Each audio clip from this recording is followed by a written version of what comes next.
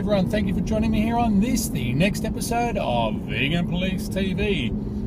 In this episode, I'm going to be deconstructing another one of the misnomered vegan strategists, quote-unquote thought experiments, which basically got you. So, without further ado, let's get on with it. Now, we've discussed two of his other thought experiments, that is being, would you eat a piece of steak for $100,000, and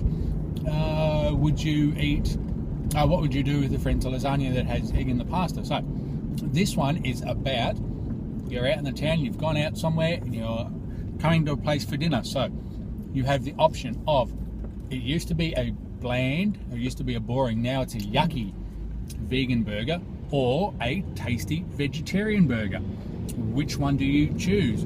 Now, the idea of this and the thought behind this is that if you get your friend to eat this yucky vegan burger, they consume it, they'll never go vegan.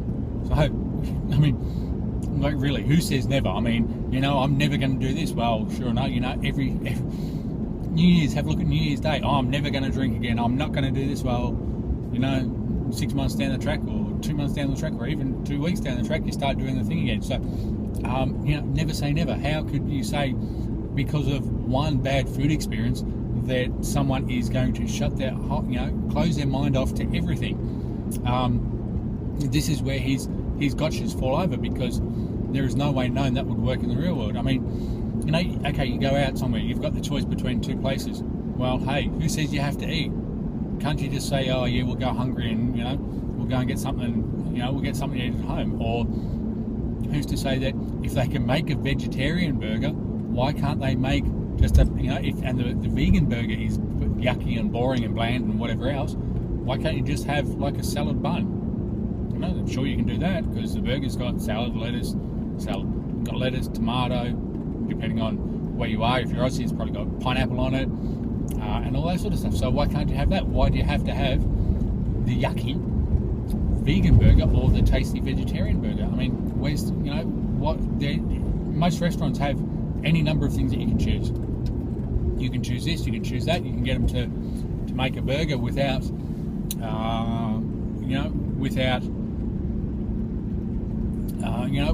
without the cheese on it, without the dairy on it, without whatever. So for him to use that as a justification for why we should consume animal products is it's not a vegan strategy, it's an anti-vegan strategy. So as I said in previous episodes, why do these groups give him airtime? Why do they give his anti-vegan rhetoric? Why do they give it air? Why do they allow it to breed and continue?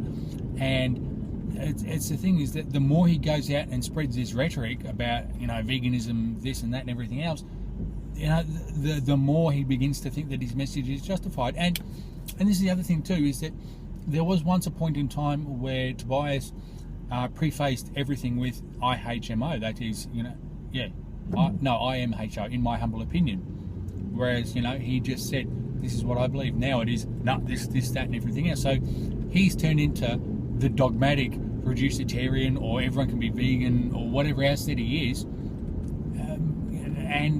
He's actually doing more of a disservice to veganism. So, that one there is easy to deconstruct. I mean, what about throwing the hypothesis in that if it's a male and female that are going out, as friends, is that, hey, yeah, if you have that yucky vegan burger, well, do the naughty later on that night. I mean, who knows? There's so many different things that could be done to get out of eating that bland, boring, yucky vegan burger. I mean, and that's the other thing too, is that it's taste is a personal thing. I've had dishes that I absolutely disgust,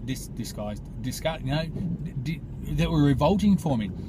And yet someone else has had it and thought, oh my God, that's just brilliant. I mean, I used to make chilies and put them in little containers and keep them in the fridge and all that sort of stuff. So, that's what I used to eat, mix the chili up and all that. I made one batch one night that was absolutely revolting. I did not like it at all. Mate came over at the time, who wasn't vegan, by the way, and he sat down, he had some, and he thought it was brilliant, so he ended up taking the whole lot for me. So that's the thing. Taste is a personal thing. So you know, you may think that the vegan burger is yucky, the other person may not. Who's to say that you can't put sauce on it? I mean, who's to say that you can't put something else on it? You know, if they've got,